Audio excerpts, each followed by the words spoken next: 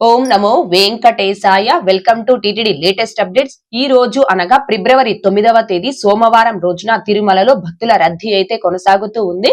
300 రూపాయల ప్రత్యేక ప్రవేశ దర్శనం టికెట్స్ ను కావచ్చు, 500 రూపాయల వర్చువల్ సేవా దర్శనం టికెట్స్ ను కావచ్చు కలిగి ఉన్న భక్తులకి ఈ రోజు దర్శనం పూర్తవ్వడానికి సుమారుగా 3 నుంచి 4 గంటల సమయం పట్టే అవకాశం ఉంది. అలాగే తిరుపతి ఆఫ్లైన్ ఎస్ఎస్డి టోకన్స్ కావచ్చు, శ్రీవారి మెట్టు మార్గం దివ్య దర్శనం టోకన్స్ ను కావచ్చు కలిగి ఉన్న భక్తులకి ఈ రోజు దర్శనం పూర్తవ్వడానికి సుమారుగా 4 నుంచి 6 గంటల సమయం పట్టే అవకాశం ఉంది.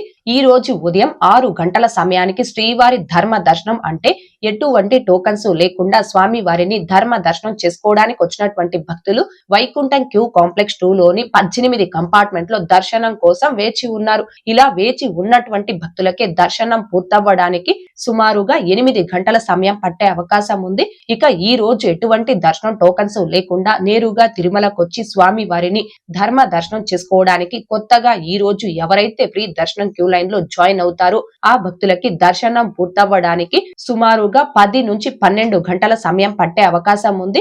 భక్తుల రద్దీని బట్టి దర్శనాలు పూర్తయి సమయాలలో కూడా మార్పులు ఉంటాయి కాబట్టి శ్రీవారి భక్తులు ఈ విషయాన్ని గమనించుకోగలరు. అలాగే తిరుమల స్వామివారి దర్శనాలకు వచ్చే ప్రతి ఒక్కరు తప్పనిసరిగా తమ ఆధార్ కార్డులను తమ వెంట తీసుకుని రావాల్సిందిగా కోరుచున్నాను.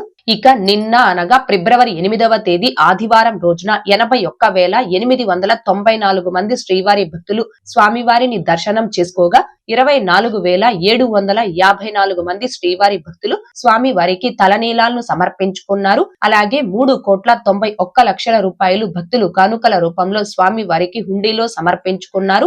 ఓకే అండి, ఈ రోజు అనగా ఫిబ్రవరి 9వ తేదీ సోమవారం రోజున తిరుమలలో భక్తుల రద్దీ అయితే కొనసాగుతూ ఉంది. తిరుమల తిరుపతి దేవస్థానాలకు సంబంధించి మరింత సమాచారం కోసం మన ఛానల్ ని సబ్స్క్రైబ్ చేసుకుని రెగ్యులర్ గా ఫాలో అవ్వగలరు.